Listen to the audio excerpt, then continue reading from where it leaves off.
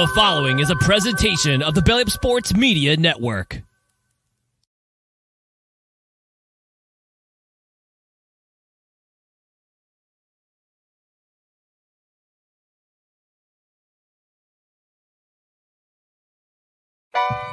Ladies and gentlemen, it's time. It's Thursday. It's Korner Booth pregame. You ready? No debate, cause they saw. I'm too official, got the drip, I got the sauce. Bring the proof when it's time to tell the truth. I'll be at the corner booth, find me in the corner booth, yeah. Still standing and defiant. Slay the competition, cause I'm walking like a giant. Bring the proof when it's time to tell the truth. I'll be at the corner booth, find me in the corner booth, corner booth.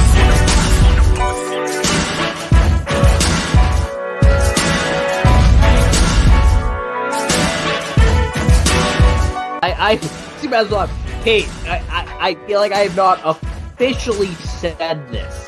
I've tiptoed around it. What the fuck? Jared, check the fucking private chat. Jesus Christ. Oh, shit, my bad. Oh, shit, my bad. From now on, never again. All right, ladies and gentlemen, welcome into the Korner Booth pregame. I am your host, Jared Clem, alongside these handsome gentlemen. Like, if you look to the left of me, slamming a nip just like the old days, my former co-host, one of my best friends in the entire world, host of the Tailgate on the Quad podcast, ladies and gentlemen, Kevin. Yeah. Hi, I'm back in the corner booth because I have to do my fucking rounds to promote Tailgate on the Quad coming back. Yeah, right. They were on hiatus for what, 9 months at this point, 8 months, something like that. Yeah, I wanted to do stuff in the offseason and then I got lazy. Buddy, you were doing your best Thomas Black impression the way you disappeared after the game. The championship game ended. I was still active at Belly Up though. There we go. And of course, joining us from the theater of college hoops, ladies and gentlemen, my man Subi. What up, Subs? What's up, guys? It's good to be back on to the Korner Booth podcast. I love coming on here, Jared. Kevin, nice to finally meet you. I don't think we've actually chatted via. We have not. Via StreamYard. So it's nice to chat with you. Jared, I got to tell you, I'm a little surprised. This is how dedicated you are to your podcast, man. You got kickoff in about 30 minutes. What, Jalen's going to play? He's going to show up in a Jordan tracksuit and just sit there on the sideline. My man got his Jordan bucket. He's good. All right. And, of course, sneaking his way in through the back door, our favorite Boomer Sooner, our fantasy expert, at least our resident fantasy expert, ladies and gentlemen, Mason Rutch. Hello. And, of course, he's in the background checking out the show tonight. His first time checking out how everything works. Ladies and gentlemen, our intern Chris is in the background. I'll show him off a little bit later.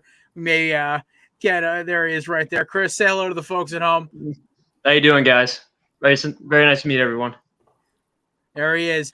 Chris will be in the background all show to kind of show us what's going on. He will let us know what's happening. He may even stop in to give his best hangover cures. Chris, of course, is a resident of Philadelphia, Temple graduate, and is a fellow Eagles fan like myself, and is definitely the coolest intern we've had so far. So, fellas, welcome back, Kevin. Welcome back, Subs. Mason and me are running at the show tonight because Matthew has fiance duties tonight, going to his future sister-in-law's birthday.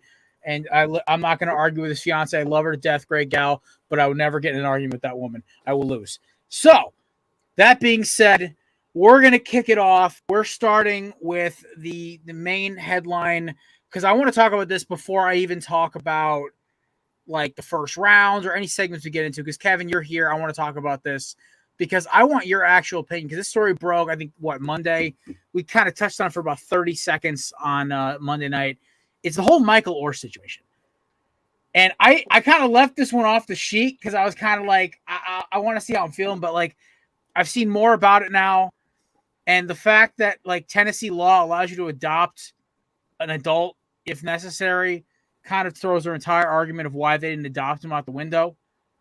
I want to hear what you guys think about this whole Michael Orr situation, like with the whole thing with the blind side, the Tui family, everything. So Kev, I'll let you, since you're a resident college football expert, you start off. First off, there's a lot of states actually where you can adopt an adult. You can adopt an adult in Massachusetts. I looked it up for some reason. I think I wanted our friend Pat or our friend Sawyer to adopt me. I forget which one. I thought it was also because you want my parents to adopt you as well. I didn't look up Connecticut law, but I looked up if I think Pat could adopt me. But anyway, that is true. First off, the Tuohys have a dumb name. Can we just all agree with that? It's the spelling's ridiculous. All their kids have dumb names too. Leanne is the mother, stereotypical Southern name. Collins is their daughter's name. That's an absurd name for a daughter. If anyone here loves that name for their daughter, or they're dating someone with that name, or their mom's, I'm sorry, it's a stupid name. It's better if you come to terms with that now. Sean Jr., normal name. SJ, fucking stupid. It's ridiculous. They need to learn about naming. So maybe they didn't adopt Michael Orr because he had a normal fucking name. They're like, oh, it doesn't go with what we're trying to do here. We already have the husband, Sean, with a normal name. We can't have two. They're also trash people to go along with their trash name. Trick a kid into thinking you adopted him, stealing money from him, not allowing him to sign sponsorship deals unless you sign off on it. It's fucking absurd. However, we need to leave Sandy B and Timmy McGee alone. They didn't know that this was going on. They were handed a script to say, hey, say these words with emotions. They weren't looking up, going into the legal filings of the Tuohy family to make sure they actually adopted him. That's not their job. They're there to get a paycheck like everyone else. So fuck the Tuohys. And I feel bad that Sandra Bullock is being told to return her Oscar by some fans. It's ridiculous. Well, we've already established some Hollywood fans are the dumbest human beings on the planet. The movie industry itself has just been one giant clusterfuck the last couple of months.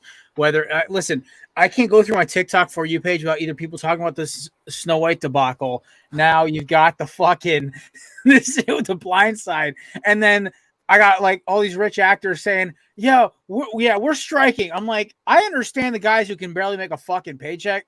But you who made $30 million on your last movie, I don't care about your opinion. I really don't. I'm all for the people getting paid. Just because of somehow Kevin knows exactly where I'm trying to avoid certain topics there.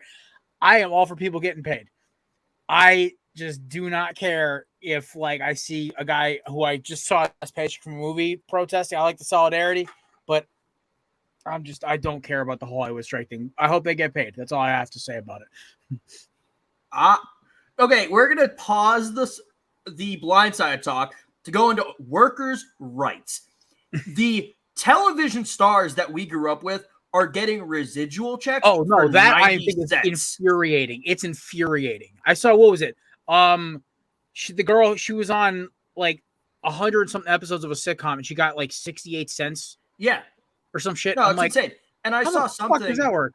A tweet was putting up the salary for a writer-producer, which is a role. It's not writers and producers. It is someone who's a writer and a producer on the show. They make $200,000 a year. The dash producer is adding about $160 to their salary. Television writers are not getting paid a living wage in this country. It's insane. People want to replace it with AI. It will be the dumbest shit ever. They're going to be terrible. As much as pay the writers about how bad the writers the content that's been written this year, they're human beings. They have bad days and they write bad stories. Listen, Ryan Reynolds signed off on playing Green Lantern, but yet does Deadpool perfectly. Everyone has a bad day at the office. Kevin, it's we also all the had bad execs though. It's yeah, the exec. Like I personally. Kind of Rian Johnson, but I don't blame The Last Jedi really on many of the people who made it. I don't blame the writers for that Kathleen Kennedy. movie. I blame kind of Rian Johnson and Kathleen Kennedy. It's the upper levels of management at these companies who are saying, oh no, don't do this creative, cool thing. Just write the same action movie we've seen 50 times. Oh my God, the whole thing is just wild. Let's see what the comments saying. Oh, Mr. Ordazzo somehow made it from I'm looking at the phone from underneath the table. What's up, buddy? We also have Hector chiming in with what everyone's thinking. Yeah, if it wasn't the 6'8" left tackle, and then Brent's on point here. 68 cents per for 100 episodes sounds like podcast. Yes, Brent. That is agreeable, good sir. Some of the affiliate deals we've had over the years are a little on the low side, but then again, it's what we get for being an up and coming podcast network. So what are you going to do, right? But back to the two. I want to hear Subs here because Subi, your repertoire of sports definitely varies more than a lot of people because I've heard you talk college basketball. Then you come on with me and you talk football and college ball for like an hour. So I want to hear your perspective here because you're just teeny bit older than us. I want to see if you were a little older when the whole Blindside movie came out. What are you thinking about all this right now? I want to hear this from your perspective. Yeah. First of all, let me unpack Kevin's response because I thought it was really funny, eloquently put. But let me unpack this. First of all, the point about the pronunciation of the Tui last name, I'm with you. So as a man who has 11 letters in his last name, and I believe is like phonetically very easy to read and say, like, I'll be in class. If I was next to SJ Tui, the sub or the teacher would be like, is SJ Tui here? And then they'd trip over my name. And it's like, have you seen this last name? It's impossible. I don't understand. So I'm glad you brought that up. Collins, one of my best friends, actually just gave birth to a baby and they named her Collins. I take no offense, but I thought that was funny. That do me a favor. Tell them it's a stupid name. Tell them to change it. It is very early. She was born like 2 weeks ago. So maybe I'll see if I can save her from that lifetime. She's not going to know.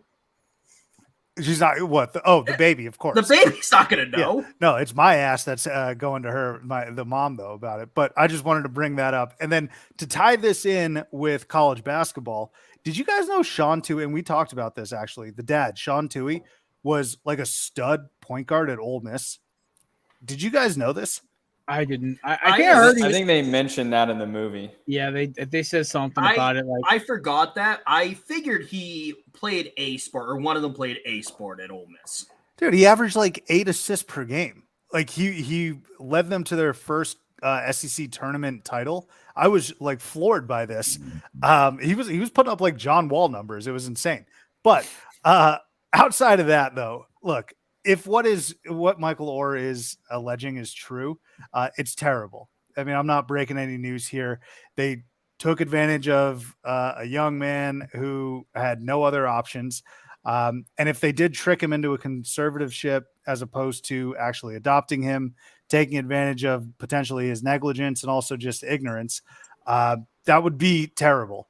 Now, as it relates to the movie itself, I didn't necessarily think it was like some formidable film of my childhood or adolescence. So like the movie's not ruined for me. I agree with you as it relates to Sandra Bullock and Tim McGraw.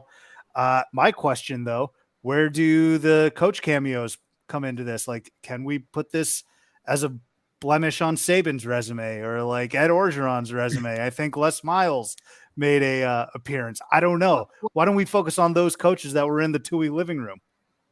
I think Ed Orgeron and more so Les Miles have enough blemishes on their resume. Yeah. And look, can we add it then? That's fair. But I also think it's the same thing of like, you expect them to do research on this actual thing, dive into the legal filings of a family for something that happened. Like, when did The Blindside come out? 08? Something like that. Yeah, 08 or 09. Yeah, so they're going to dive into the legal filings of a family from half a decade ago. I was speaking tongue in cheek, but yes, no, I'm with you. Kevin, let me ask you this, though, as the college football guy. Do you find Mississippi State fans kind of using this legitimately sad story as an attempt or like an opportunity to just jump on Ole Miss and shit as on they them? should? Okay. As they 100, that is their God-given right as Mississippi State fans to shit on Ole Miss for this. Is there actually anything Ole Miss could have done? No, of course not. They should be punished for it, but you're also going to bring it up. Like how Alabama fans bring up Hugh Freeze. Actually, that's legal issues that should. Yeah, I was going to say, Kevin. Brian Harsin allegedly bringing his secretary from Boise so he can continue his affair with her. Auburn probably shouldn't be punished for that, but it's funny to bring up. Also, Hugh Freeze, another branch to this Tui blindside tree. Wasn't Hugh Freeze his head coach in high school? Mike Lohr's head coach in high school? It might have been. I'm pretty sure Hugh Freeze, like, I'm pretty sure he coached Michael Orr in high school. Also, Chris, thank you. The Blind Side came out in 2009. Yeah, this is why I love it. Chris is back cooking away on the internet. He's doing what Matt will like go off and like zone out for 30 seconds to look up. He's just doing it off whim. I love it. Shout out to Chris already. All right. It's time. We gotta start kicking the tires on this because I got sponsors I gotta keep happy. One of them I actually know the owner, so it's the first round of the damn overlay. Yeah, the first round presented by Mahler Brothers. Mahler Bros, sorry. Comfiest golf polos I have ever worn. Custom golf apparel, great colorways. All of it is built to order. And also, by the way, check out the Korner Booth Mahler Bros hats coming soon. Me, Mason, and Matt will get ours first, obviously, and the rest of our Korner Booth family will have them available for them as well. Promo code BELLYUP for 15% off. Official sponsor of the Korner Booth podcast and Belly Up Sports. I heard their owner's a pretty great guy, too. Kind of a pain in my ass, though. All right, first rounds. We had a little lull there. Kev, you got to say something?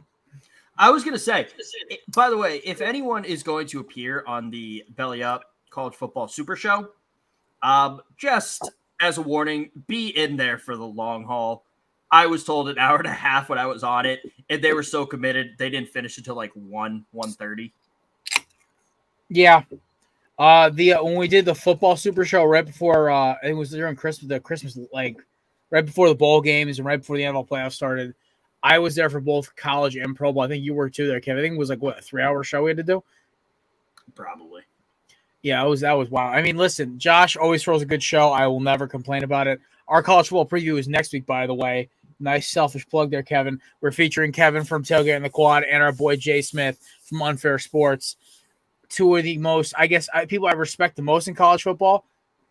And don't try to slam their fandom down my throat because I'm used to Kevin's, so it's kind of like filtered out at this point.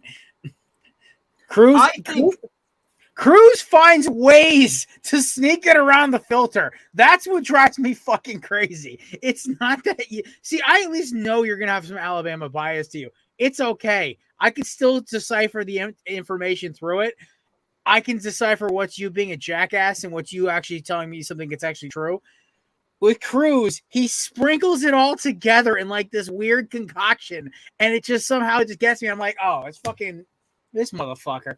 So, and Jay honestly is an Oklahoma fan like Mason, but I mean, at least like Jay just loves all college football, so it's going to be an easy one to relate to.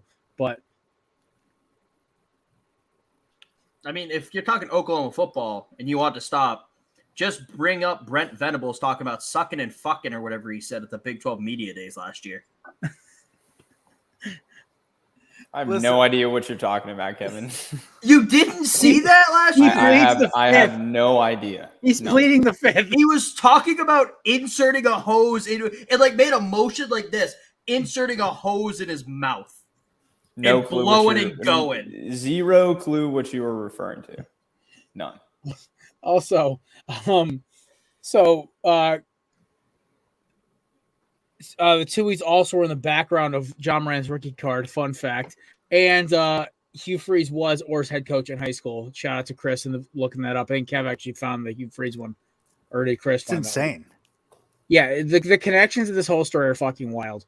Back to Who first thought John Morant has harmed kids the least out of that rookie card? Out of the people in that picture. Well, speaking of harming children, Mixon's not guilty, kids. Can I just say, Joe Mixon, dude, like you have such a good thing with the Bengals as it relates to success. Talented running back, and he like, just is. Can you stop? Can you get your head out of your ass? I mean, back when he was playing for Mason Sooners, man, he went Mike Tyson on some chick at a Chick-fil-A, just knocked her out cold. I'm just, and he dropped. He was a top 10 pick or top 15 pick, and he just dropped out of the first round. I was like, what are you doing? Yeah, like I think the two nightclub scenes that I've like camera footage of really bad punches, the Mixon punch, and you guys remember DeAndre Francois from Florida State? I think like that was bad. But like, real quick, Mixon, what are you doing, man? You are not even like the third option. Maybe you are the third option, but it's Burrow, it's Chase. No, probably T. Higgins. You're en route to an AFC title game. Stop messing things up, man. Go ahead, Kev. I'm sorry. I was going to say, I probably shouldn't laugh about DeAndre Francois being an idiot or his career getting ruined because he tore his ACL in the Mercedes-Benz Stadium in Atlanta against Alabama. I was at that game. That was a fun game. Yeah. So, Joe Mixon, man, I know you're not guilty. It's probably not the response you were waiting on here, Jared, but it's like, just get your nose out of this shit, man. What are you doing? I remember when that story broke. It was like Joe Mixon was firing guns around 6-7-year-olds. Like it was around Christmas time, I think. Or maybe not Christmas time, but like February, probably after the season. But it's just Joe Mixon, man. Please tighten up. Sometimes you just got to flex on the youngins next door. I mean, we've all been there. Yeah. In what? In our Grand Theft Auto online servers, not in real fucking life. I have a feeling also Cincinnati is a city, and I love Cincinnati, by the way, but I feel like Cincinnati is a city where all of the athletes, even retired athletes, are in the same general neighborhood. So you probably got like Barry Larkin peeking his head out of the door being like, what the hell is happening right now? Boomer Esiason, he's probably in New York. Nah, Boomer, the hardest working man in show business, he is in New York. You're right. But you got what I'm saying. Is it weird? I have just like a begrudging hatred of anybody who works WFAN. Is that wrong of me? Anybody doesn't know that's a New York station that has like Boomer Esiason, Mike and the Mad Dog, that douchebag Chris Russo. You're not a Russo guy? Oh, I want to fucking sock that freaking tweed blazer off him. Dude, Mad Dog will sit there with a straight face and tell you that Bob Cousy's like better than Stephen Curry. Oh yeah, it's no, insane. or my true favorite human being on this planet, guys. Oh my god, fucking Mad Dog needs to be banned from talking college football, by the way. Can I bring over some propaganda from Tailgate? Yes, you can bring over some propaganda. If you can bring it over, it's fine. Craig Carton, that is the other one who I just literally want to knock the fuck out every time I see him open his mouth. I mean, he's also genuinely a bad guy. Oh, he's a piece of shit. And I've literally wanted to right hook this dude since I was like 18 years old. The propaganda I want to bring over. Notre Dame is not a blue blood program. It's not. They are the most overrated. I compare Notre Dame to Donald Trump. So they're not that great. Let's be honest. They're not in the upper echelon. I'm not listening to this, man. Like I am straight up not even listening to this. This is pitiful. Like, thank you for contributing, Mason. But they are great marketers. That's what Notre Dame is. They have great marketing. They're not a great program. So I think analogy. You're on your point's right. You missed it on the analogy a little bit, but I will say no. You're right. The thing is, we talked about this on your show. I think a year ago. It was that when we're talking about blue blood programs, Notre Dame doesn't even come within the. I can think there's a list they released for Fox Sports 1, and like above them, you have multiple teams like Mason Sooners, USC. You have even my Hurricanes. Fucking okay, bro. You got to draw the line at Miami, man. 11 natties and 7 Heismans. How are you going to say that Miami is above Notre Dame all time? More national titles. Because Notre Dame hasn't won a natty since the fucking Cold War. Okay, so are we throwing out Michigan? Are we saying Michigan's not a blue blood? Okay, Michigan's not a blue blood? Not anymore. They lost that status because they could have gotten it if they were able to actually take out TCU. All right, Kevin, I got to hear your blue blood schools, man.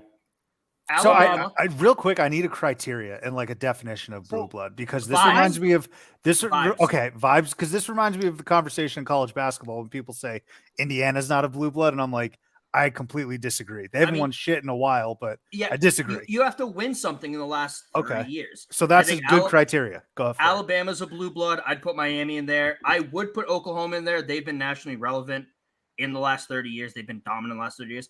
Shit, I'd put Texas in there. See, and that's where I draw the line, man. Is like Texas is a huge brand, right? Texas is probably at the moment the biggest brand in the sport. They bring in the most revenue from that kind of perspective. But when's the last time Texas has won a conference championship? Probably not. I think it was Ellinger year, the we're back year. No, that's when OUB. No, it was 08. I mean, was it maybe? their title game? I'm going to Google this, but it was probably the year that they won the national championship. No, it was Colt McCoy. They played. Yeah. So they got their ass ripped up by Florida. Alabama.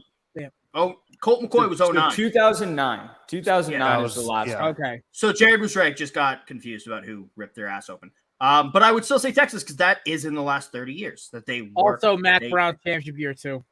Yeah, they've been to 2 title games, right? Notre Dame's only been to 1. So I would say Texas is above Notre Dame. Notre Dame is an ESPN brand. That's what it's turned into. That is all it is. Listen, I can't side with that, man. If we're putting, if this is the day and age where we're putting Michigan and Notre Dame below UT, I am checked out. Why? UT aside being a Sooner, I get it. But what has Michigan and Notre Dame done in the last 30, 40 years that Texas has not?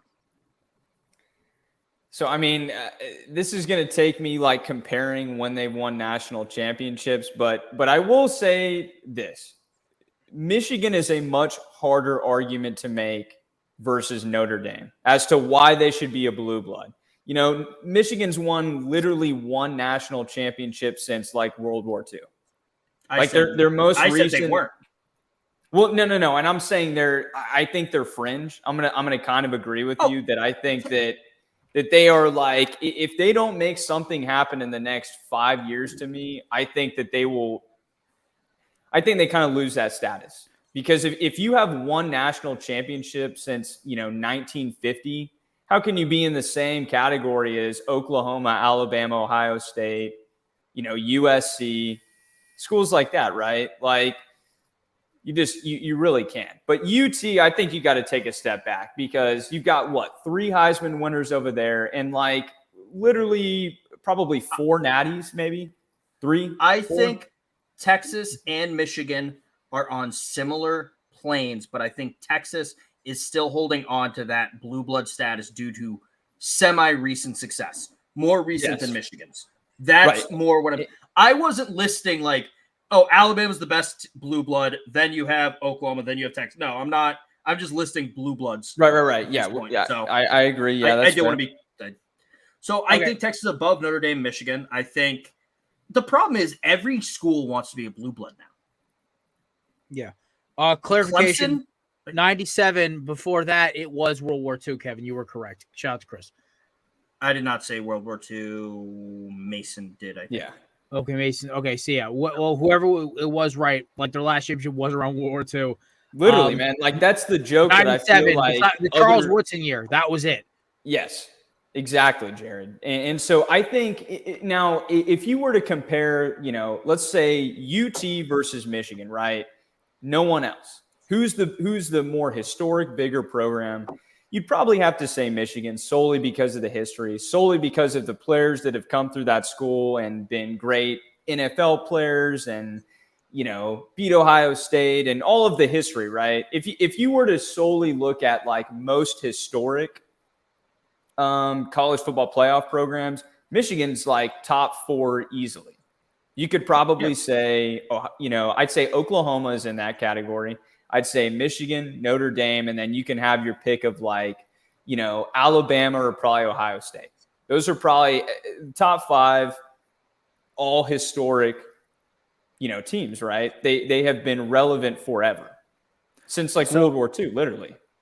Right. So that's why I want to I always have to make sure the parameters are set and definitions are set in terms of what constitutes a blue blood. Because correct me if I'm wrong here, isn't Michigan the all-time winningest program? Just by sheer number of wins. Yeah. They did this whole thing for the 100th anniversary of college football being played. This was 2 years ago or something. And I think it was 150. Yeah, so it's like in terms of national championships, I want to say it's Bama. Actually, I'm sure it's Bama, but on winning it's like percentage, 17 I don't know. It is not Bama.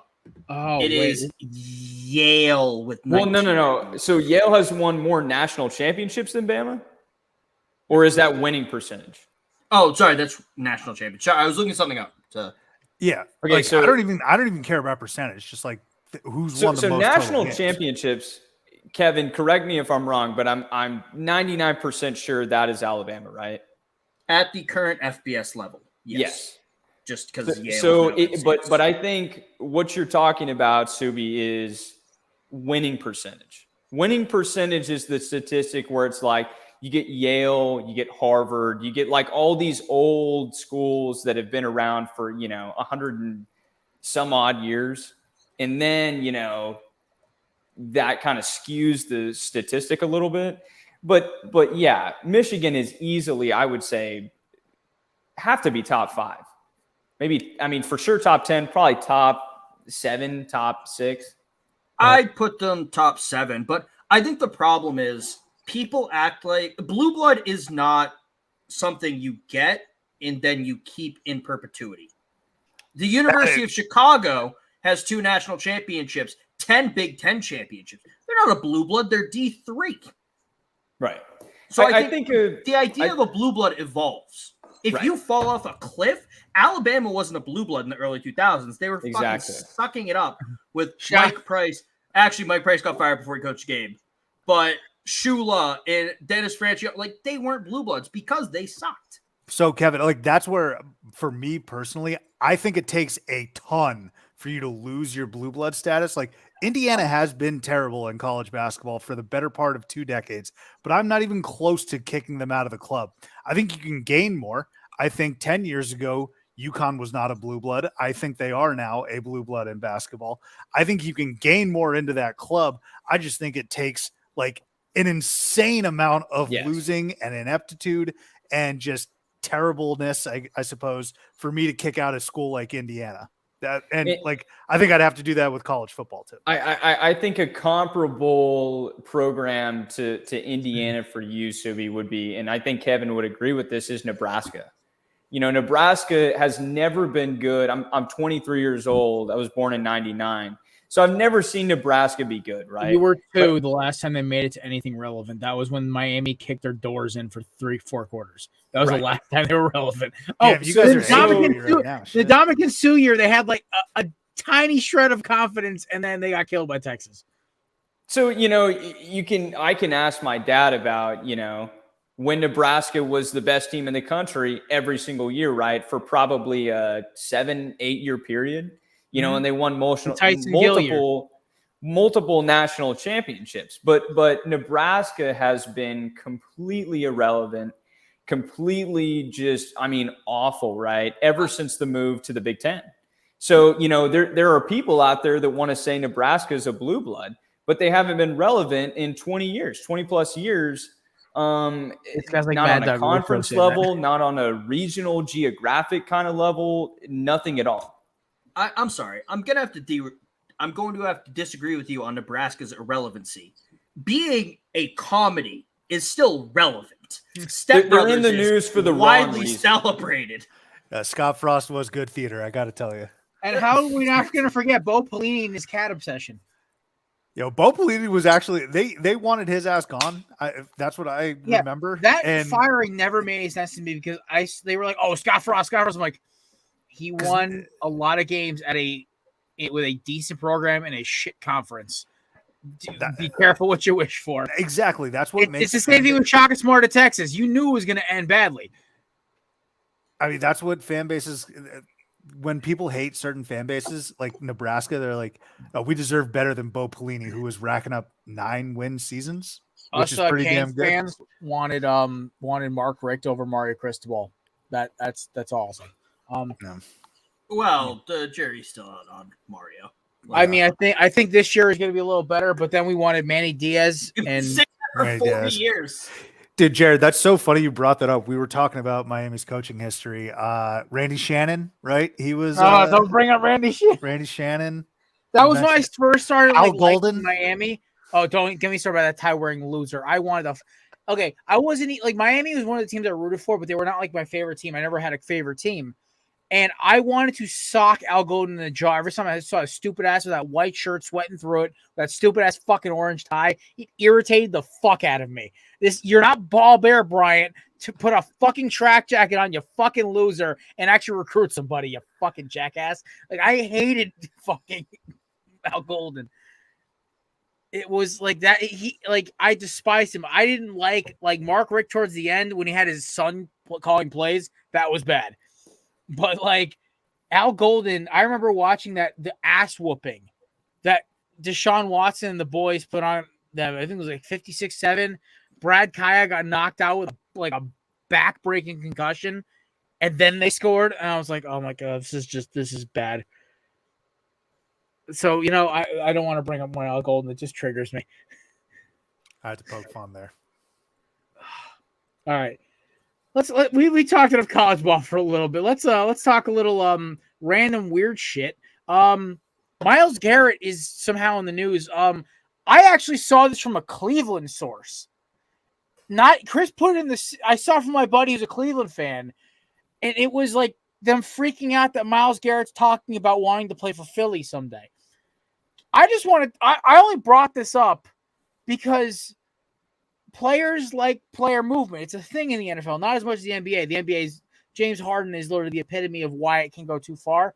I just find this whole story hilarious because he's just complimenting Jalen Hurts, and Cleveland fans are losing their fucking minds right now, thinking that they're about to lose Myles Garrett to the Eagles. It's not, guys. We don't have the money to pay for him, so you're good. We're still paying Darius Slay and James Bradbury way too much money for their age. I found the story fucking hilarious, and then because Chris put it in the chat, I was like, I'll bring it up. I thought it was funny. I just love fan bases when they see like their guy compliment another team, they automatically think their guys leaving that market. But this is just preseason in general, man. Like David Bakhtiari was like trending today because Aaron Rodgers had like a cryptic tweet or something. So this is just why I cannot wait. Kevin, the six-pack returns in 3 weeks. Ironically, the 1 year we actually completely kept score the entire time is the 1 year I actually lost. I would like to point out that Jared just said the 1 year that we actually kept track of it. It's someone else was checking my work. Not actually kept track of it because I kept track of it in 21 and in 20. But there was a discrepancy in 2 weeks. That's why we agreed not to pay it out. I had a spreadsheet this year, and I made sure it was official. And Matt won fair and square also because I got a little too ballsy with some of my picks in the season. So again, Jared says the year we're actually doing this with some credibility. But I beat you in Savannah or you and Pat by like 20, 30 points. And not a notebook in his desk that he lost every other week. He lost that 1 year. He didn't do that. Okay. I also whooped you in Savannah and you and Patrick by like 30 or 40, 20 wins. It wasn't like it was close. Okay. Have you listened to Tailgate on the Quad? We're terrible at picking games. Exactly. This is why my argument makes sense. I would pick college games decently. But then again, once I started gambling, I really started just that was what killed college football for me. I don't know. I'm ready to talk a little fantasy football. Mason, it's your time, my friend. We're talking to Fantasy Sleepers on Mason's Fantasy Football Shots, presented by SeatGeek. $20 off your first purchase. Promo code BellyUp Sports. Mason, the floor is yours, my friend. We're talking fantasy ball. That is not the way I wanted. Nope. The freaking layouts are bullshit. There we go. There we go. Drive you right in there. Mason, the floor is yours. If this thing ever fucking moves. There we go. No? Okay. There it is. Got it. All righty. So I've got four guys here. I wish Matt was here for this first one. So I'll get it started. I've got this titled as four guys that you do not want to leave your drafts without. This is just my opinion, but here we go. And these are all according to half PPR. Some leagues don't play PPR. Some guys just go standard. So it just depends. But first off, I've got Garrett Wilson, New York Jets. He last year, as we know, had a phenomenal year, offensive rookie of the year, led all rookies in catches and receiving yards. And to keep in mind, did this with guys like Zach Wilson, Flacco, Mike White. And as we all know, they added Aaron Rodgers over the offseason. So there is quite a bit of reason to feel like this guy is going to elevate his game and be the wide receiver one for the Jets. And we've seen in the past how well Aaron Rodgers elevates the play of his number one receiver or go-to guy on whichever team he's been on. It's been the Packers in the past, but now with the Jets. So missed no games to injury last year. And his competition, when we look at the receiving core for the Jets, we've got Allen Lazard, Mecole Hardman, and Corey Davis. Corey Davis is a guy who is pretty much going to be irrelevant from a fantasy perspective. He's the type of guy that could get cut by the Jets before the season even starts. Completely irrelevant. Mecole Hardman, free agent signing from the Chiefs, type of guy who maybe has 1 to 2 good fantasy relevant games the entire year. Not going to be any kind of battle between Mecole Hardman and Garrett Wilson, particularly coming off the year that Wilson just had. And then we got Allen Lazard coming over from the Packers, was their wide receiver 2 last year, battled it out with Christian Watson. But everything we've seen in camp, everything we've seen from a media perspective, both with Wilson and with Rodgers, everything points to the fact that this is going to be a legitimate link up here. There's no reason to believe that within the Jets that Garrett Wilson is going to be that wide receiver 1. And there's no reason to believe that this guy is not going to have north of 80 receptions this year with, while Rodgers is in the back end of his career, no reason to believe that he can't still be extremely serviceable, right? And we know that Rodgers likes to have a go-to guy, really, primarily focuses on one receiver in that core that he's on. Spreads the ball around a little bit, but not all that much. So I took him in my league. I took him in the the second round. He was still there. And I think he's going to be great. I think he has a top 5 wide receiver finish this year. And does fantastic. Next up, we've got Jahmyr Gibbs, the Detroit Lions rookie out of Alabama. Just a dynamic player. For those who didn't watch him at Alabama last year, transferred in from Georgia Tech. You think about the supporting cast around Bryce Young, extremely minimal, almost irrelevant. At times, Bryce Young really carried that squad.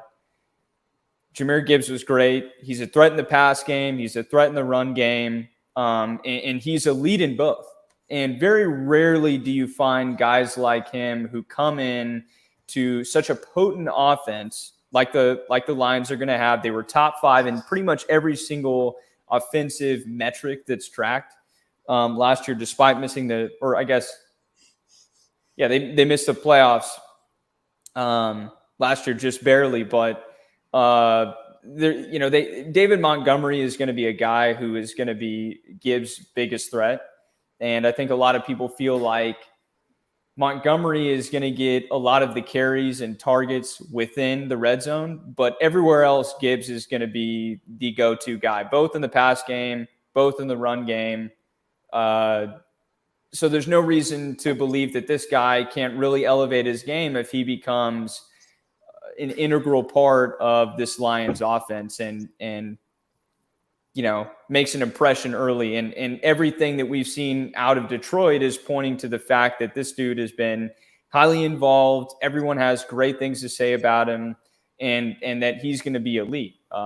If he's not great this year, next year, sort of similar to Garrett Wilson, is going to be ridiculous. I think he's poised for a top 10 finish in terms of running back overall point total. No reason to believe that he can't do that with David Montgomery, a guy who was not great in Chicago in terms of fantasy. He's a yard eater. That's what he is. He's not going to break a long run. He's going to get you 3-4 yards a clip. He's going to be there just to get you the easy, like shorter ones. But no, I completely agree. Honestly, like Mace, I'm going to change. I want to change a little bit. This isn't sleep. This is league winner sleepers. This is like last year. Oh, yeah. These are guys that you This cannot... is like Kenneth Walker last year. Yes. Or, you got to have... You got to have... Yeah, like, or what was it? Devontae Smith towards the end of the season where he just like was literally just like having scored 2 or 3 touchdowns a game. These are league winner sleepers, by the way, folks. These are not like you're going to get them in the 10th round, like fucking around after you've had about 3 or 4 beers. Yeah, no, absolutely not. And I think you make a good point, Jared. And this can't be stressed enough. Jahmyr Gibbs is the type of guy who, is going to catch a screen pass and take it to the house for 80 yards. This guy is 0 to 60, extremely fast, explosive player in an offense that's already highly explosive, right? Yeah. You've got guys like Amon-Ra. You have guys like Jamison Williams, even though he's probably going to miss time, both because of the suspension and the injury that just came up a couple days ago. But they have a lot of talent in this Lions offense, and there's no reason that this guy can't be the focal point alongside Amon-Ra. So he's the type of guy that if you have the opportunity to take him, don't feel like you are overdrafting on this guy, because the opportunity to take him is very slim, probably around that 2-3 kind of turn. Maybe in some leagues a 3-4 kind of turn. But if you pass up on him, I promise you will regret it. He is that good. Moving on, we've got Calvin Ridley. Hasn't played a full season of football since 2021. As we know, he's coming off the suspension for a year that involved betting on football games. I think it was literally one game. This dude bet on one singular football game. They banned him for a year, right? Trying to make a point. Similar to the Lions, this Jaguars team, this offense is going to be explosive. This is going to be a team that is going to not lead the league, but they're going to be top 3 in pretty much every category that you look at. It's going to be Kansas City, Jacksonville, Buffalo. Those are the 3 teams that you can count on, and maybe Cincinnati, right? Those are going to be your top 4 teams that are going to be high-powered offenses, put up a lot of stats. You're talking about Garrett Wilson before. I throw the Jets in there as that 5th. Yeah, absolutely. Absolutely. Mm-hmm. And so when we think about Ridley, I think it's going to be a battle between him and Christian Kirk in terms of who's going to be that WR1. I think a lot of people give Ridley the nod just because he's more experienced. Christian Kirk was, good last year. He wasn't great. And I think Lawrence is kind of in that area where this season is kind of going to be his breakout year. Last year he was good, wasn't great. Picked it up towards the end of the year, but this is kind of going to be that season where he makes that leap into this conversation where people start comparing him to the Mahomes, Josh Allen, Joe Burrow, right? Jalen Hurts. He is really going to take that next step, and I think a lot of people feel like Ridley is going to be his go-to guy. He's 28 years old. I think the highest. I still can't believe me and him are the same age. It's wild to me. Yeah. I mean, and it feels like Ridley's been in the league for like 7 years. It seems like he's been in the league forever. Yeah. We all watched him play at Alabama, and he was great then. So, look, I think he can come back after not playing a full season of ball for literally a year and a half now. Mm-hmm. I think he can come back. He can put up 1,000-yard receiving season and be, a solid in competitive leagues, right? Be a solid WR2, be a solid flex play. And put up 5, 6, 7 touchdowns this year. I don't think that's outrageous. I think they're going to spread the ball around a decent amount in this offense. This is the second year that this unit's going to be together. We're talking about ETN, Trevor Lawrence, all these guys, right? So I think Calvin Ridley can come in, make a really huge impact, and have serious fantasy implications. Perfect. 4th and last, I'll touch on it quickly, Jared. We've got CeeDee Lamb of Dallas. I watched him play at OU. fantastic. Last year was his first year that he kind of made that jump from, being a flex guy, being a WR2 guy to that number one wide receiver, go-to guy on the team. He finished as the overall WR7 last year with Dallas. Now he's got to deal with Michael Gallup, Brandon Cooks, and I think that's good for him.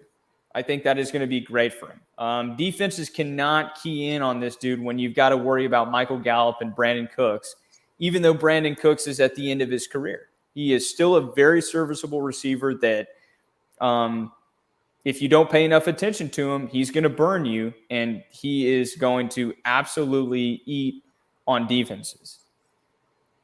I think this guy could easily go for a 12, 13, 14, 15 touchdown season. I think Pollard is, maybe he elevates, but I really don't see him being much better than he did last year. So I think this dude, right alongside with Garrett Wilson, top 5 receiver, if you've got the opportunity to take him, I think you have to. He's going to be Dak's go-to guy every single year that he's been in the league. This is his 3rd year now. He's improved his game. I think there's no reason to believe that he won't this year, particularly because of the fact that he is, and we've been seeing the videos on Twitter. You've seen the videos on TikTok of the plays that this guy's been making in camp. He is cooking guys like Trayvon Diggs. He's making ridiculous catches. I mean, and while to Dak, be fair, Trayvon Diggs is like, no. Let's not big up Trayvon Diggs here, but I think a lot of us feel like Trayvon Diggs is one of the better defensive backs in this league, and CD Lamb is, for lack of better words, embarrassing this dude on the practice field.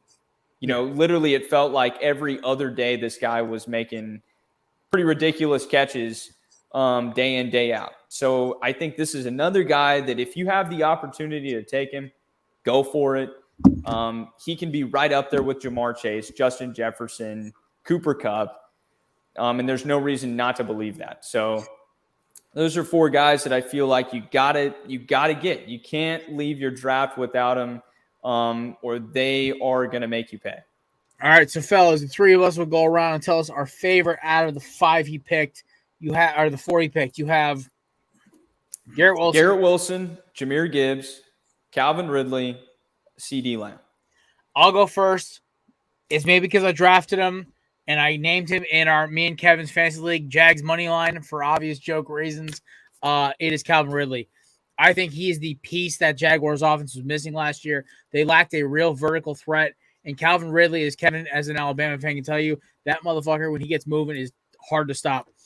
My worst memory of Calvin Ridley is watching him light up my Eagles for I think $195 and 3 tutties against Ronald Darby. Chris is scratching his head in the back room right now. He remembers that game. And Calvin Ridley may be one of the most talented receivers of all time that has never really shown his full potential. I think with Dougie P, the visor mechanic himself, old Sunshine, he actually could accelerate because he could excel. There is no real number 1 receiver in Jacksonville. Christian Kirk is a bona fide 2. If Ridley really gets to Atlanta Falcons, Ridley, if not better, that's a good 1-2 punch. Because I think Christian Kirk is a top 5, top 8 number 2 receiver. And with Ridley at 1, that is an elite combo between the 2 of them with Evan Ingram. And I think Zay Jones is their slot guy. A great passing attack. I think my favorite here is easily Calvin Ridley. Absolutely, Jared. The value. The value yes. alone is a sell. A lot of people are going to pass up on him. And you think about it from just a football perspective, now with Calvin Ridley, it feels like the Jags are pretty complete, at least on the offensive side of the ball. I mean, they can rival teams like Buffalo, Cincinnati, Kansas City, right? They have all the pieces. And so, maybe the defense lacks a little bit because of the lack of star power, but they have all the pieces on the offensive end to seriously guys, make that jump into that. We forget on Jacksonville's defense, all blue chip guys. Subs, who's your favorite out of these 4? Man, I might tell you guys something, and I'm hoping you don't get mad, but I'm actually going to go with CD. The reason I'm going with CeeDee Lamb is because in the other three scenarios, you have an adjustment period that you may have to account for. First year with Garrett Wilson and Aaron Rodgers together. Calvin Ridley's coming back. First year with him and T-Law in a real game. Jahmyr Gibbs is a rookie. I'm going to side with the tried and true combination that has been doing it the past, I think you had mentioned 2 years. Two years, right? And I think you're right. CeeDee Lamb kind of gets overlooked in respect with some of the other huge name wide receivers. But I think the big play potential is there. And it really comes down to if Dak's going to limit those interceptions. I don't know. But for now, I think there will be a bit of an adjustment period with at least one of the other three that you mentioned. It could be Gibbs because he's a rookie. I love Garrett Wilson and Aaron Rodgers. If you heard everything he's talking about in Hard Knocks and in the media, he loves him too. And then everyone's excited for Calvin Ridley coming off of a fresh start. There's no real injury baggage that he's had to sustain for the past year and a half. And then we saw what Trevor Lawrence can do leading the Jags to a playoff victory. But I'm going to go with Dak and CD. Awesome. All right, Kevin, out of those four, CD, Calvin, Gibbs, Wilson, who is your favorite out of those league-winning sleepers? I do like Ridley and Gibbs, but I like Ridley's ADP. Gibbs is going up high in some leagues. CD's ADP is so high given his schedule. So I'm out on him. He's got a tough schedule for wide receivers. But to be different, I will go with Garrett Wilson. He also has a relatively high ADP, a few spots after CD. However, we've seen it. Aaron Rodgers is smart enough to not just stare down one receiver, but when he finds his guy, he will feed him. I think Garrett Wilson is the most talented receiver on this Jets roster. I think he's going to quickly become Aaron's guy. And I think you will see the benefits in fantasy. Fair enough. Mace, brother, another good segment, another good week. Can't wait for next week's segment. Obviously, folks, next week will be college football. We'll still do our fantasy segment. It'll be a little earlier in the show, obviously, but it's going to be a good time. Now, before we have to let Subi go, we're talking hangover cures. Now, listen, anybody who knows the Korner Booth podcast knows all of us fellas, we like to get after it a little bit, okay? There's been some shows where me and Kevin have gotten a little inebriated to the point where it's gotten a little offensive. It's okay. But the Hangover Cure Draft presented by our friends at Canadips, one of my favorite companies out there right now. They are not only a proud sponsor of the Korner Booth podcast, they are a proud sponsor of Belly Up Sports. Promo code BellyUp20 for 20% off. Get their Biggie bags. Listen, kids, you pay for the tins. It's a good value, but the Biggie bags, 2.5 tins worth of, no, actually 3.25 tins worth of pouches, and it's only $10 more. You cannot beat it. And with this promo code, it goes down to 16. The amount of mint and spearmint I go through as a former dip user myself is insane. Also, being in sales, I need to keep my heart rate down. So I always am chewing on. So I always have a couple pouches in my mouth at some point. BellyUp20 is the promo code. Check them out. Candidates.com, promo code BellyUp20. All right. So here are the rules. It's simple. You get 3 selections. We're going to go in order from oldest to youngest. Damn. So Subi is going to start. He's got the first overall pick. Mason rounds up 4th. We're going snake draft, so Mason gets the 5th pick. And then we'll roll us back. Okay? I'll be writing down. Everyone gets 3 selections of your best hangover cures. You cannot go general. So if you're going to say a food, you have to say exactly what food it is. So if you have a certain type of sandwich you get from a certain, not locations, but like a general, like, so you say like bacon, egg, and cheese, you got to say bacon. That's what it is. A hot coffee. You can't say from Dunks or from fucking Starbucks or that coffee shop from some hipster down the block. You got to say it's a generalized item, but not a topic. So, Subi, you start off first. What is your go-to number 1 first overall pick hangover cure? All right, you let me know if I need to be more specific than this, but I'm going breakfast burrito. Okay. Listen, that's on point. Listen, if eggs, cheese, sausage, hash browns, whatever you put in it, it's always going to win. I'm here for it. I'm going to go number 2. I am going to take egg sandwich. The greasier, the better. We're talking, I usually use fried chicken. Chicken cutlet, egg and cheese is my go-to. Listen, I was getting this tattooed on a few years ago. Kevin and me got so fucking hammered the night before on the show that I was basically like seeing double at the gym that morning before my tattoo appointment. A chicken cutlet, egg and cheese with bacon and chipotle aioli destroyed the hangover within 30 seconds. I was sitting pretty in that tattoo chair watching some guy drill a needle in my arm for 5 hours. I will always back up a breakfast sandwich as my number 1 pick. Kevin, you're up. Another beer. That's a good answer. Yes! I was thinking strictly food, but that's a good answer. Can't be hungover if you're still drunk. Kevin goes beer. Mason. Yeah, no, I just got to go with a nice, strong cup of coffee. No, cream, no sugar, just a black, hot cup of coffee. Get your mind right, get you feeling a little bit better before you go eat. There you go. All right, I'm Mace. You have the 5th pick. What's your selection? 5th, I'll go with some Alka-Seltzer. I don't know how many of you guys use this, but hey, I'll tap an Alka-Seltzer every once in a while if I'm really feeling under the weather. Mason, when are you gonna eat, dog? Whenever I feel like it. Yeah, whenever my stomach, after I take the Alka-Seltzer and my stomach has settled down. Get him a goddamn omelet or something. Jesus Christ. All right, Kev, what's your next selection? A chicken biscuit. Chicken. Ooh, going Southern on me. You got the grease, you got the carbs, you got the protein. That's all you need. All right, I'm going fucking Gatorade.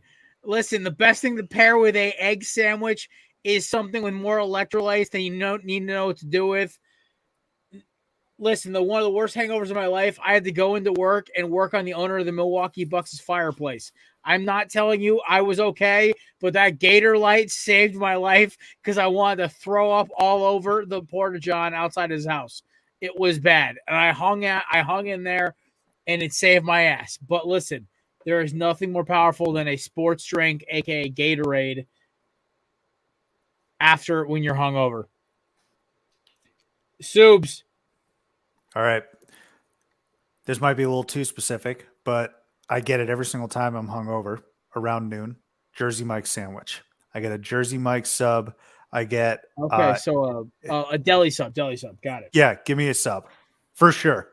But if you want some serious specifics for anyone listening, it is absolutely the Chipotle chicken ranch, or the Chipotle bacon ranch, whatever it is. It's fire though, and I love that. So Jersey Mike's, but yeah, sub. It is a sub above. Where's the sell out button? Oh boy! All right, Subs. Now you get your final pick here. This is, very straightforward. No frills. Run the offense like fullback dive, motion offense in basketball. Water.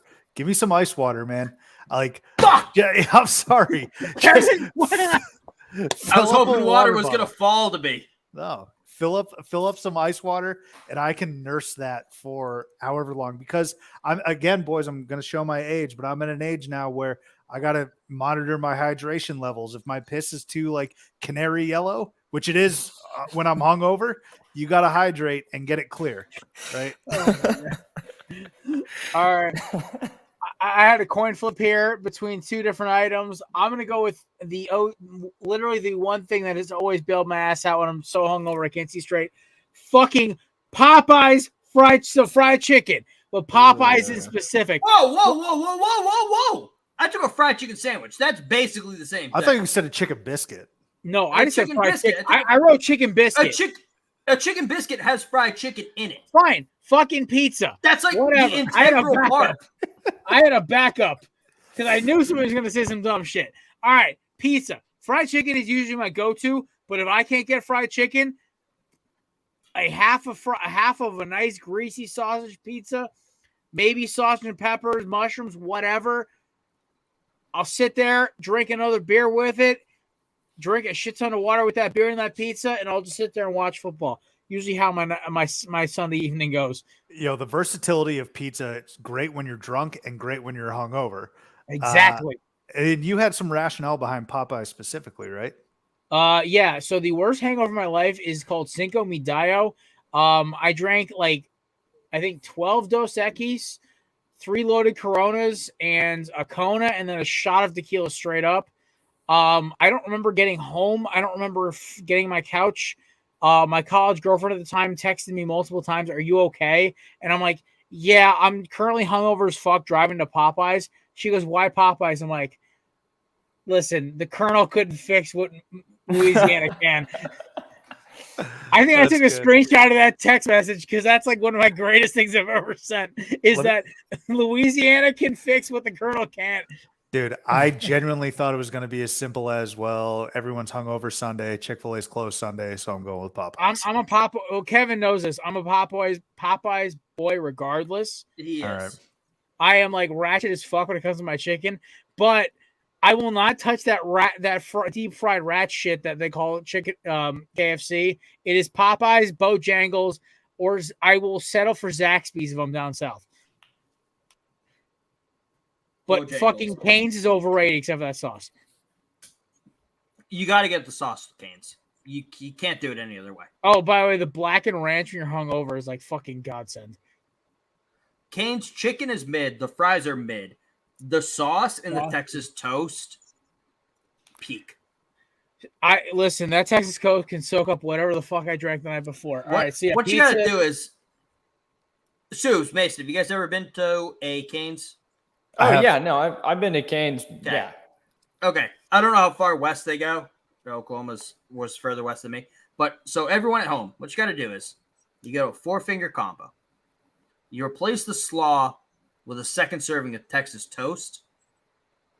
You're set. You are set. That's a veteran right there. That's the move.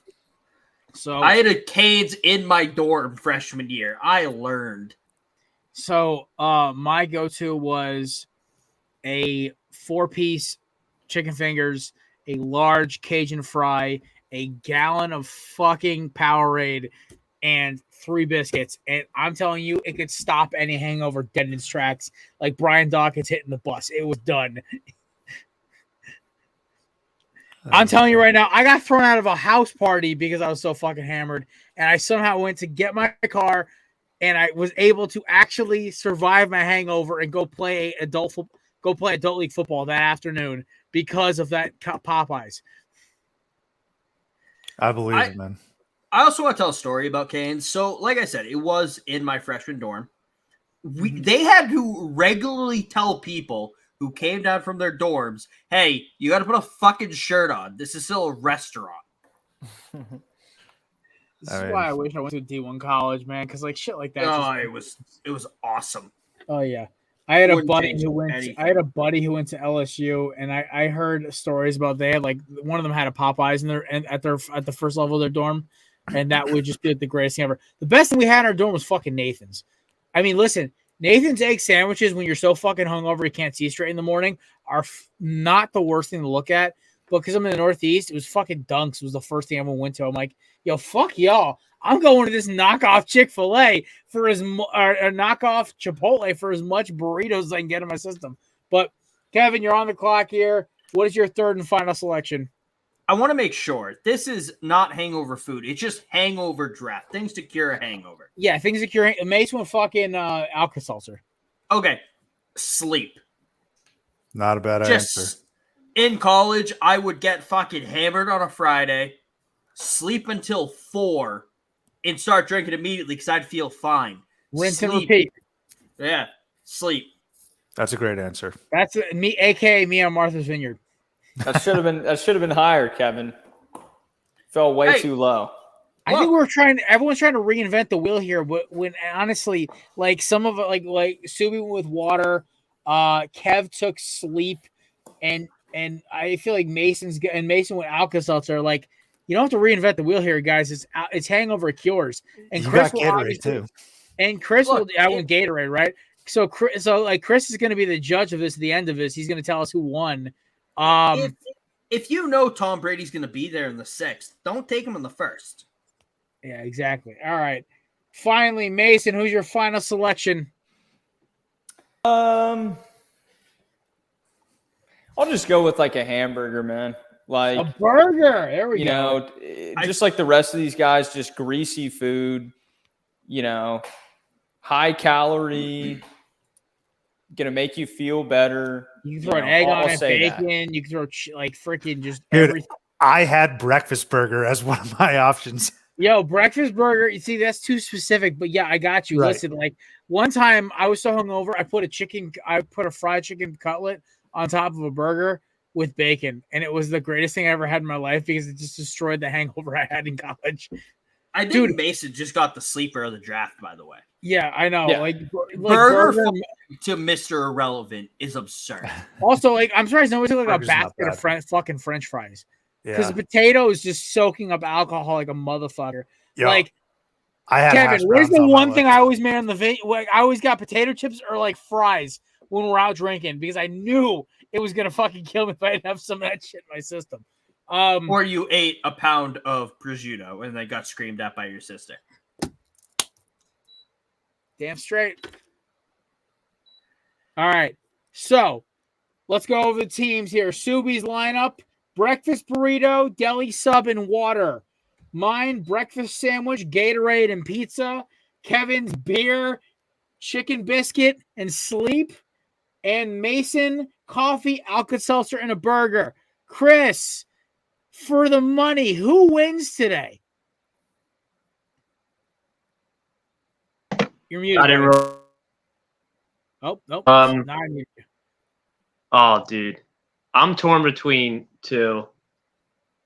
But if I had to pick, I'm probably going to go Subi. Let's Wow. go. The Chris, old you're a man good egg. wins it. That's right. I've been through these hangovers, boys. He's seen some shit. You act like me and Kevin ain't grizzled vets, and And I got Mason was years You on graduated. you act like I don't have an inherited drinking problem. Look, this is you already Shout out mentioned Heather. you mentioned Tom Brady, man. This is that 2019 AFC title game, all right? Like young buck. But Kev got me on the Raising Cane's, the double the bread, drop the coleslaw. That's what I used to do when I used to get it at my campus. Drop It's the the move. coleslaw, pick up the I bread. forgot they had one down in Philly.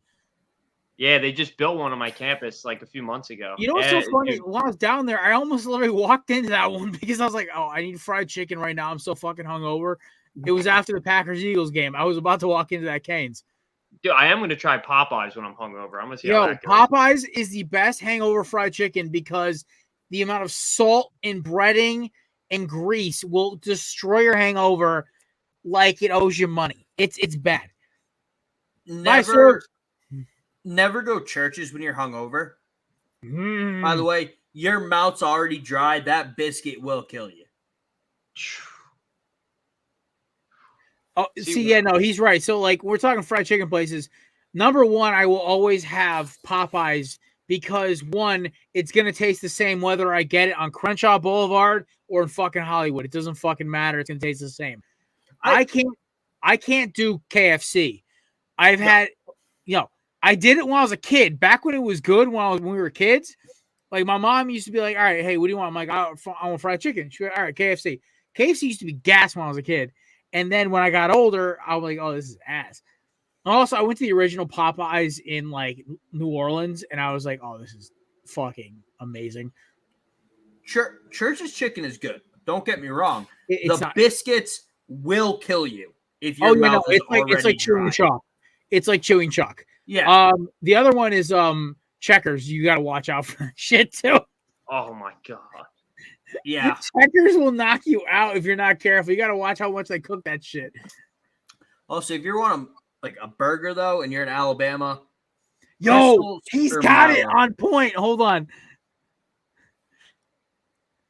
That's like some serious next level shit. I bought a box of biscuits one time and saved them in my fridge. I literally put an egg and cheese inside the biscuit and with a sausage patty. And that was like my breakfast for like 2 days. I would double them up going to class. It was gas. You know those underrated biscuits that nobody talks about because it's still like a smaller chain? Jim and Nick's cheddar biscuits. I've heard of them from my southern friends, but I've never actually ate one. Immaculate. I haven't heard of it. I only It's know of it because of the so cheddar good. biscuits, and then it started coming back to me. What are you Another- What are you saying? What are you saying, Kevin? Jim and Nick's cheddar biscuits. Oh no, I'm not familiar. Our boy from our LSU fan Chet is on point. Yes, Popeye's biscuits are unmatched. Listen, the problem is, Chet, Popeye's biscuits with a beer is just the greatest combination of all time.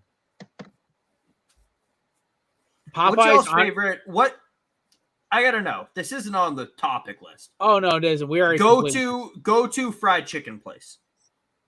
You're Like talking- you can teleport anywhere in the country. You can go wherever the fuck you want. Go to fried chicken place. Either the spot around the corner from me, Patty's Pantry, which has got like award-winning fried chicken, or Hank's in Brooklyn, Connecticut, which is like this little tiny mom and pop diner that just smokes everything. It's Kevin, you as a All right, boy. so who- Jared's wrong because he picked two places in the Northeast. Northeast does not know fried chicken. Your owners are from the South. I know you brought it up, but Zaxby's is really good. Oh, we're Zaxby's talking sucks. chains. We're talking privates because chains. Anywhere you got Chains one don't pick. go Bojangles. No, you have to pick between your Northeastern swill All right, or fine. a I will Bojangles. get rid of Hank's and I will do Zaxby's as the chain, or not Zaxby's. Sorry, Bojangles is the chain, and then fucking Patty's Pantry in Connecticut as my local. You got to pick one. I said your cool. go-to. You got to pick All right, one. fine. You know what? Because you always are. Halloween party when you come down, I'm going to buy you a bucket of their chicken, and you are going to tell me if it's good or bad or not. All right, Patty's Pantry in Connecticut. It is the closest thing to Southern fried chicken you're going to get up here. Okay. Mason. I don't even know, man. I don't even eat like chicken like that. I mean, of the, popular chains, I mean, I feel like you can't even go Chick-fil-A because that's just like too. Chick-fil-A is good. I mean, no way you're gonna rip on me for Chick-fil-A. Oh, I'm not no ripping way. on you for it. I think it's overrated. I do too. I think it's too expensive. I'm going to be completely honest with you. Problem. I think it's not filling, and I think it's way too expensive. The problem with Chick-fil-A is people are comparing it to Zaxby's. They're comparing it to Bojangles. No, those are two different kinds of chicken. You're comparing tenders to nuggets.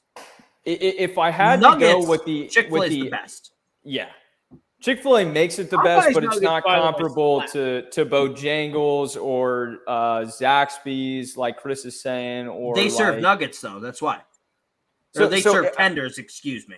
They got out of banging boneless the wings, real fried chicken spots, I would probably say Popeyes. I think is the best. I'm with Jared here. Yeah, I think it's consistent. I think it's hard to beat. I think you know what you're getting every single time you go in there, and they never disappoint you. Like, and to quote Chet said it perfectly. It takes you 3 Chick-fil-A sandwiches to get really full.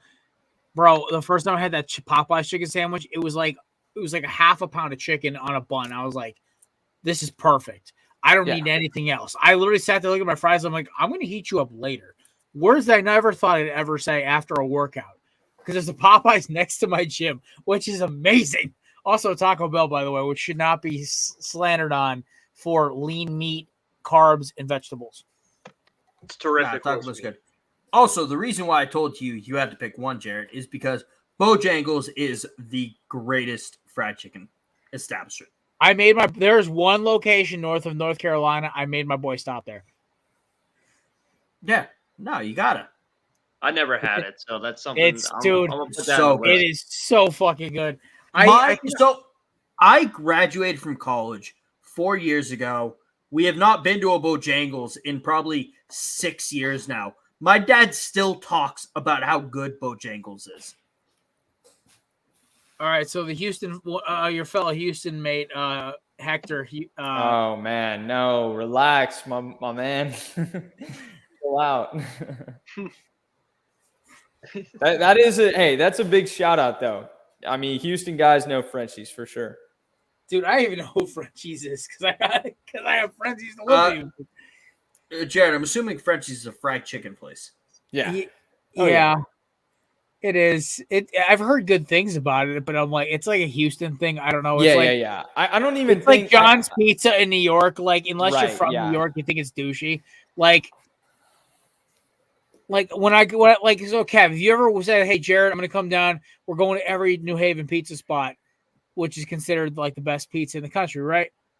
I'm taking you to like what I think is the best one first, not Pepe's, because Pepe's is good, but like you go to Modern is the superior one, but you got to pay cash to park. It's a whole fucking thing. Why would I get New Haven pizza when I got North End pizza, which is superior? Oh, get the fuck out of here. Oh, just stop it. Also, has anyone here been to Vegas? No. I had a layover in Vegas last year, but I haven't like stayed in Vegas. Damn it. If anyone listening knows a good fried chicken place in Vegas, because I feel like they probably got one, let me know. I'm going there in October. I need fried chicken. When are you going there in October? I got a wedding to go to. Very nice. You're going to be able to show up for the Clem Halloween party, though, right? Yeah. Okay, good. My mother asked. She's about to kick your ass about not coming to the. I already cleared it with wifey. We're good. All right, you're good. All right, so that's all good, folks. No, but I will happily always say. Oh, by the way, slept on fried chicken is Korean fried chicken. By the way, I feel like slept on anything is Korean. remember? Wasn't that the Korean joint we went to last year on the Vineyard? That fried chicken was fucking gas. Jared, you know how much I drink when I'm going on vacation with you. I Buddy, don't remember where we went. We drank on the boat on the way home. Yeah, I don't know what you're talking about. It was like the weirdest name of all time. It was like called like Tiger Hawk or some shit, but it was like I am a big fan of Korean. No, I know what you're talking about now. Yeah, they had a Korean. It in the seasoning was perfect and the saucing. All right, we've done enough damage tonight, folks. I'm gonna go watch the rest of this Eagles-Browns game. Finally eat some food. It's 2-3, man. The Eagles, the Browns had a safety, dude. I watched it while you were on your fantasy football rant. Kevin, where can we find your amazing content? I was listening, by the way, Mason. You can follow me at BellyUpKev on Twitter or at Quad Tailgate on all social media platforms to get more college football takes. There you go. All right. And you can find me, Matt, Mason, and the boys at Korner Booth Pod on all social medias. You can find Mason at Korner Booth MR on Twitter and me at BellyUpJared because, continuity reasons. We appreciate y'all for stopping by. Shout out to our sponsors, BellyUp Media, SeatGeek, Candidates, and Mahler Bros. We will catch you guys next week for the Season 10 premiere on Monday. The episode drops Tuesday. And our college football preview starring Mr. Kevin and my man Jay Smith from Unfair Sports. And then our football previews the week after, live from Martha's Vineyard. It's going to be a fun time. Ladies and gentlemen, we hope you have a great night. Have a safe weekend. And we'll see you guys Tuesday. Tuesday, because we're going to record Monday. There you go.